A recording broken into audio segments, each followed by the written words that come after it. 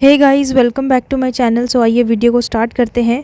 तो कल अंशु का व्लॉग आया जहां पर उसने बताया कि वो शिवपुरी वाले मम्मी पापा के पास रहने के लिए जा रही है, क्योंकि उसे छुट्टियां हुई हैं तो वो कुछ दिनों के लिए वहां पर रहने जा रही है।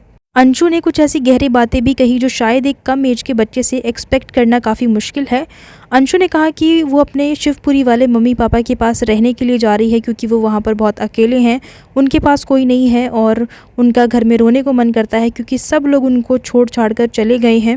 और साथ ही अंशु ने सपना और जो लोग उसे नेगेटिव कमेंट्स करते हैं, जो हेटर्स हैं, उनको भी बहुत अच्छा जवाब दिया है और कहा कि पिछले 3-4 सालों से ही उसे यूट्यूब की अर्निंग आने लगी है। उससे पहले सब कुछ वही करते आए हैं और जब उन्हें सबसे ज़्यादा ज़रूरत है तो ऐसे में वो उन्हें अकेला नहीं छोड़ सकती। माँ बाप से बढ़कर इस दुनिया में कोई नहीं होता और ये बात मुझे अब समझ आई है। जिस इंसान के लिए मैंने ये घर छोड़ा था उस इंसान ने ही मुझे छोड़ दिया और इस बात की अकल मुझे अब जाकर आई है। यानी कि कहीं न कहीं इन सारी बातों को सुनने के बाद ऐसा लग रहा है कि जो अंशु है वो अपने पास्ट में लिए हुए डिसीजन पे बहुत ज़्यादा रिग्रेट कर रही है कि शायद जो भी उसने डिसीजन लिया उसे ऐसा नहीं करना चाहिए था। आप लोगों को याद होगा जब सपना और उसके ससुराल वालों के बीच में कंट्रोवर्सी हुई थी, उस टाइम पे सपना ने ये फैसला लिया था कि वो भी वहाँ से चली जाएगी और अंशु भी वहाँ से चली गई थी।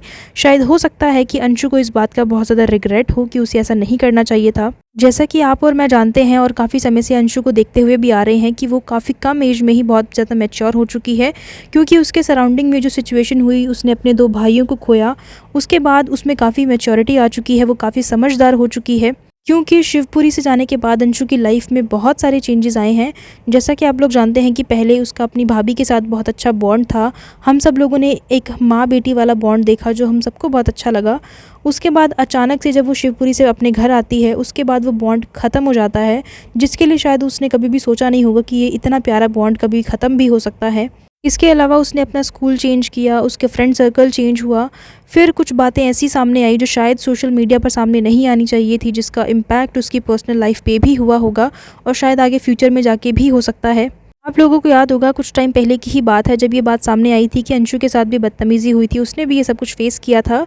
उस टाइम पे वो सारी चीज़ें सोशल मीडिया पर नहीं आनी चाहिए थी, जो चीज़ें सामने आई।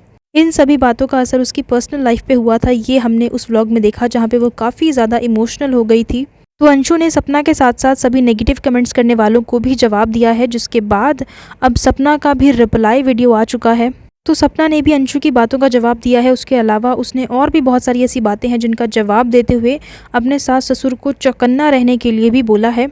तो सपना ने सबसे पहले अंशु को कॉन्ग्रेचुलेट किया और बाकी लोगों को कॉन्ग्रेचुलेट किया कि सभी लोगों का जो प्लान है वो सक्सेसफुल हुआ।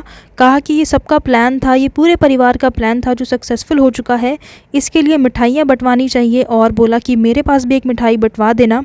सपना ने अंशु से कहा कि अगर तुम्हें शिवपुरी जाना ही था तो तुम जाती, लेकिन तुमने उसमें मुझे क्यों टॉन्ट मारा, मुझे बीच में लाने की क्या ज़रूरत थी, क्या वो तुम्हारे ही मम्मी पापा हैं, क्या वो मेरे कुछ नहीं लगते, और आप ही हैं सबसे पहले जो उन्हें छोड़कर वहाँ से भागी थी। और कहा कि तुम मेरी वजह से वहाँ से नहीं गई थी, तुम अपनी मर्ज़ी से वहाँ से गई थी, क्योंकि तुम दोनों लोगों के बीच में लड़ाइयों में आके बहुत ज़्यादा परेशान हो गई थी, इसलिए तुम वहाँ से गई थी। लेकिन इसमें मेरा नाम लेना बंद करो कि तुम मेरी वजह से वहाँ से गई थी। सपना ने अंशु से कहा कि वैसे तो तुम इतनी छोटी सी हो, लेकिन बातें तुम्हारी इतनी बड़ों वाली है, और अगर तुमसे कुछ बात करो तो तुम वैसे नाबालिग बन जाती हो और तुम टॉन्ट मारती हो, तब तुम्हें नहीं दिखता कि सामने वाला कितना बड़ा है।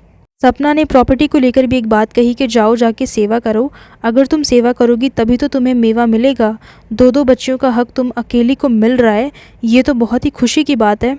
सपना ने कहा कि मैंने तो लास्ट वीडियो में भी बोला था कि मुझे कुछ नहीं चाहिए, मैं कोई प्रॉपर्टी वगैरह नहीं लूँगी, फिर तुम मुझे टॉन्ट क्यों मार रही हो।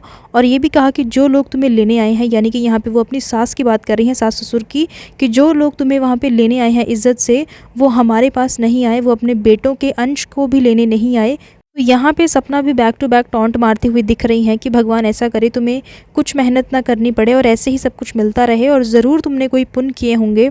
और कहा कि मैं अपनी बेटियों के साथ खुश हूँ, मेरी बेटियाँ जो खा रही हैं, पहन रही हैं, और इस घर में जो वो रह रही हैं, उन्हें पता है कि ये सब कुछ उनकी माँ की मेहनत का है, और मेहनत की खाई एक रोटी भी लग जाती है। तो यहाँ पे सपना शायद ये कहने की कोशिश कर रही हैं कि जो अंशु है वो बचपन से यहीं शिवपुरी रही है और यहीं पे उसके सारे खर्चे वगैरह उठाए गए हैं, और जो चैनल है वो भी उसको उसके थ्रू ही मिला है।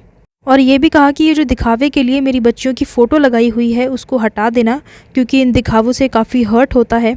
और कहा कि उन्हें धोखा मत देना, यानी कि जो शिवपुरी वाले मम्मी पापा हैं उन्हें धोखा मत देना प्रॉपर्टी के लिए, क्योंकि आज उनके पास प्रॉपर्टी है इसीलिए सब लोग उनके आगे पीछे घूम रहे हैं। जैसे शहद पे मक्खियों का झुंड आ जाता है वैसे ही सब लोग आज उनके आगे पीछे घूम रहे हैं क्योंकि उनके पास प्रॉपर्टी है। और अभी ये गलती उन्हें रियलाइज़ नहीं होगी क्योंकि उन्होंने अपने अंश को ठुकरा दिया, यानी कि अपनी जो पोतियाँ हैं, सगी पोतियाँ हैं, उनको ठुकरा दिया है इन सब के लिए।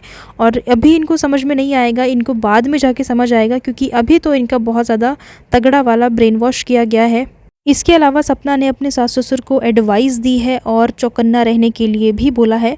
सपना ने कहा कि मैं जानती हूँ कि आप लोग मेरे वीडियोस देखते हो और इसीलिए मैं आप लोगों को ये बोल रही हूँ कि एंड तक अपने पास कुछ प्रॉपर्टीज़ वगैरह रखना और इन लोगों पर बेच बेच के न्यौछावर मत कर देना, क्योंकि एंड पे ये लोग आपको यूज़ करके फेंक देंगे। तो यहाँ पे सपना साफ सीधी बात ये बोलना चाहती हैं कि प्रॉपर्टी के लिए ये सब लोग आपके पास आ रहे हैं, और कहा कि जब आप लोग काफ़ी बूढ़े हो जाओगे तब तक के लिए अपने पास कुछ प्रॉपर्टीज़ वगैरह रखना, क्योंकि अगर आप लोग सारी प्रॉपर्टी वगैरह बेच बूझ के इन पे निछावर कर दोगे तो बाद में ये मक्खी की तरह आपको निकाल के फेंक देंगे, यानी कि यूज़ करके आपको फेंक देंगे। ये सारी बातें हैं जो सपना ने अपने व्लॉग में कही हैं।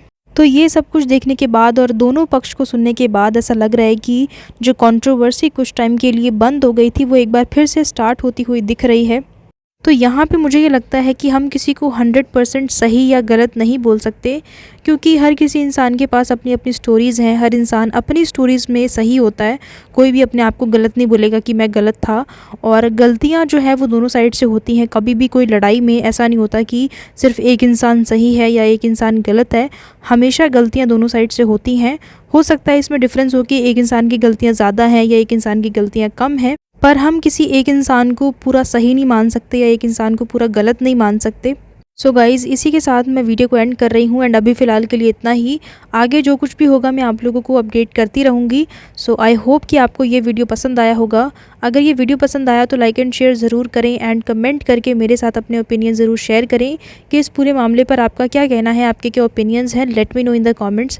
एंड अगर अभी तक आप लोगों ने मेरे चैनल को सब्सक्राइब नहीं किया है तो मेक श्योर टू सब्सक्राइब, क्योंकि मेरे चैनल पर इसी तरह के रिएक्शन वीडियोज़ और अपडेट्स वीडियोज़ आप लोगों को मिलने वाले हैं। सो नोटिफिकेशन बेल को ज़रूर प्रेस करें ताकि वीडियोज़ की नोटिफिकेशन आप लोगों को मिल जाएँ। So thank you so much guys for watching this video and I will see you in the next one. Till then, keep watching. Thank you.